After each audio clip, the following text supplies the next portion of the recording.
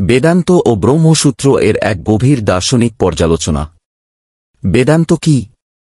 বেদান্ত হল ভারতীয় দর্শনের অন্যতম গুরুত্বপূর্ণ শাখা, যা মূলত বেদের শেষ অংশ অর্থাৎ উপনিষদগুলোর উপর ভিত্তি করে গঠিত। বেদ এবং অন্ত শব্দ দুটি মিলে বেদান্ত শব্দের উৎপত্তি, যার অর্থ বেদের শেষ বা বেদের সারাংশ। এটি মূলত জীব, ব্রহ্ম এবং মুক্তি সম্পর্কে আলোচনা করে। বেদান্ত কি ধর্মগ্রন্থ? বেদান্ত কোনো স্বতন্ত্র ধর্মগ্রন্থ নয়, বরং এটি বেদের শেষ অংশের দর্শন বা তাত্ত্বিক শিক্ষা বোঝায়। বেদ এবং অন্ত শেষ এই দুই শব্দের সংযোগে বেদান্ত শব্দের উৎপত্তি, যার অর্থ বেদের অন্তিম জ্ঞান বা সারসংক্ষেপ। বেদান্ত মূলত উপনিষদগুলোর উপর ভিত্তি করে গঠিত দার্শনিক ভাবনা, যা ব্রহ্ম, সর্বোচ্চ সত্য এবং আত্মা সম্পর্কিত গভীর তত্ত্ব বিশ্লেষণ করে। এটি হিন্দু দর্শনের 6টি প্রধান শাখার ষড়দর্শন মধ্যে একটি। বেদান্তের উৎস ও প্রকারভেদ। বেদান্ত দর্শনের ভিত্তি 3টি প্রধান গ্রন্থ। এক উপনিষদ, যা ব্রহ্ম এবং আত্মার প্রকৃতি সম্পর্কে আলোচনা করে। 2 ব্রহ্মসূত্র, যা বেদান্তের মূল তত্ত্ব সংক্ষেপে ব্যাখ্যা করে। 3 ভগবদ্ গীতা, যা আত্মজ্ঞান, কর্মযোগ, ভক্তিযোগ এবং জ্ঞানযোগের সমন্বয়ে মানুষের মুক্তির পথ নির্দেশ করে। বেদান্ত প্রধানত 3টি ভিন্ন শাখায় বিভক্ত। 1 অদ্বৈত বেদান্ত, অদ্বৈতবাদ, শঙ্করাচার্য কর্তৃক প্রচারিত, যেখানে ব্রহ্ম এবং আত্মা অভিন্ন বলে বিবেচিত। 2 বিশিষ্টাদ্বৈত বেদান্ত, রামানুজাচার্য কর্তৃক প্রতিষ্ঠিত, যেখানে ব্রহ্ম এবং আত্মার মধ্যে সম্পর্ক বিদ্যমান। 3 দ্বৈত বেদান্ত, মধ্বাচার্য কর্তৃক প্রচারিত, যা ব্রহ্ম এবং আত্মাকে পৃথক সত্তা বলে গণ্য করে। বেদান্তের মূল তত্ত্ব। 1 ব্রহ্ম সত্য, জগৎ মিথ্যা। শঙ্করাচার্যের মতে ব্রহ্মই একমাত্র পরম সত্য এবং ইহজগত মায়া দ্বারা আবৃত। 2 আত্মা ও ব্রহ্মের একত্ব। উপনিষদ মতে অহং ব্রহ্মাস্মি, অর্থাৎ আমি ব্রহ্ম। 3 মুক্তি বা মোক্ষ, এটি আত্মার পরম সত্য উপলব্ধির মাধ্যমে মোক্ষ লাভের পথ নির্দেশ করে। বেদান্তের প্রভাব। বেদান্ত শুধু ভারতীয় দর্শনের মধ্যেই নয়, বরং বিশ্বদর্শনের ক্ষেত্রেও সুদূরপ্রসারী প্রভাব বিস্তার করেছে।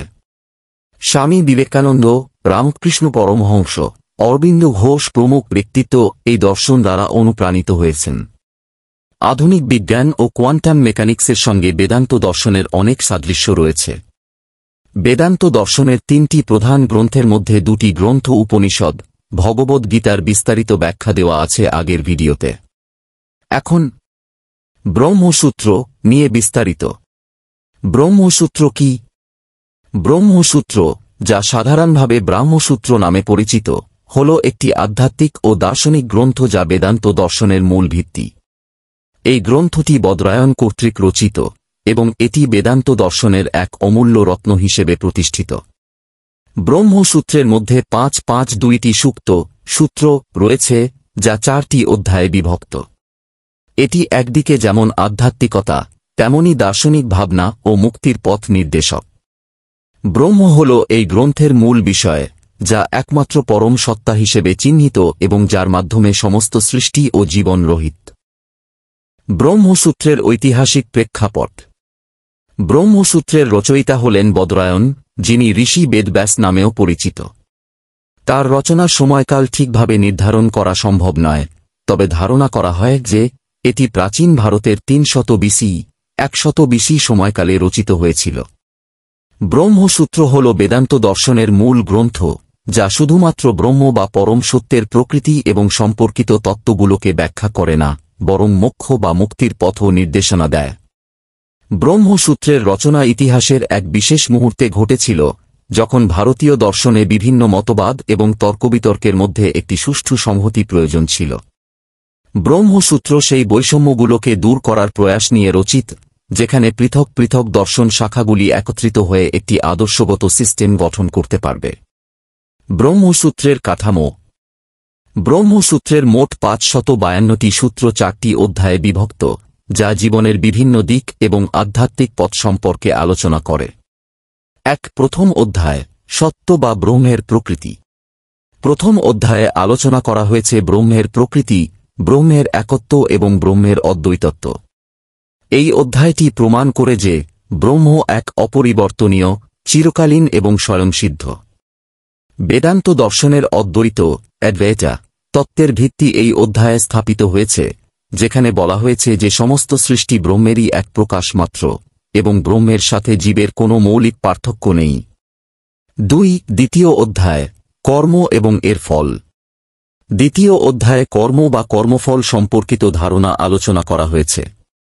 কর্মের কারণে জীবের পুনর্জন্ম এবং বেঁচে থাকার উদ্দেশ্য সম্পর্কিত বিভিন্ন দিক ব্যাখ্যা করা হয়েছে। এই অধ্যায়টি বলে যে কর্ম আমাদের বর্তমান অবস্থার ভিত্তি এবং কর্মের ফলাফলে মোক্ষ লাভের পথ নির্দেশিত হয়। তৃতীয় অধ্যায় মায়া ও তার প্রকৃতি। তৃতীয় অধ্যায়ে মায়া বা বিভ্রমের প্রকৃতি এবং সৃষ্টির শ্বাস প্রশ্বাস হিসেবে তার ভূমিকা বিস্তারিতভাবে আলোচনা করা হয়েছে। মায়া হল সেই শক্তি যা ব্রহ্মের একত্বকে বিভক্ত করে দেখায় এবং জীবের চেতনাকে বিভ্রান্ত করে। এটি বলে যে মায়ার আসক্তি থেকে মুক্তি পাওয়ার জন্য একজনকে ব্রহ্মের বাস্তব জ্ঞান অর্জন করতে হবে। চতুর্থ অধ্যায় মুক্তি মোক্ষ।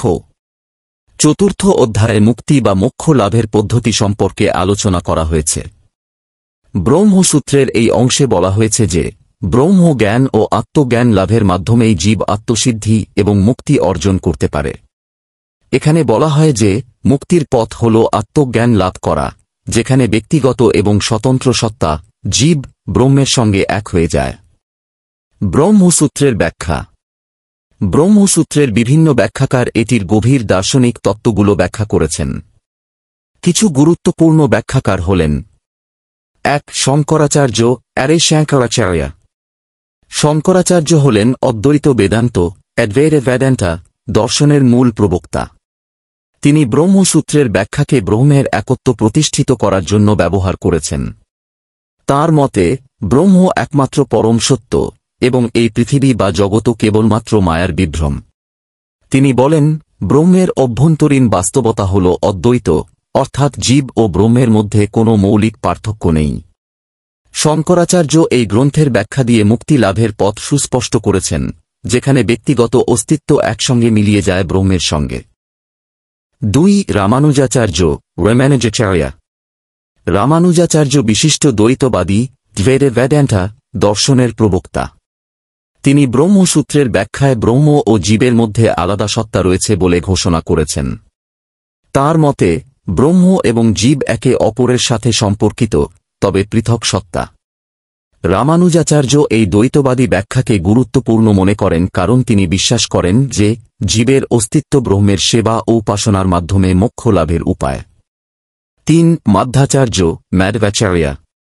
মাধ্বাচার্য ছিলেন দ্বৈতবাদী দর্শনের এক অগ্রগণ্য প্রবক্তা।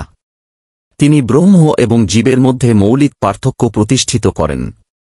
তাঁর মতে ব্রহ্ম একমাত্র সর্বশক্তিমান, কিন্তু জীবের অস্তিত্ব আলাদা এবং তাদের একসাথে মিলিত হওয়ার কোনো সম্ভাবনা নেই।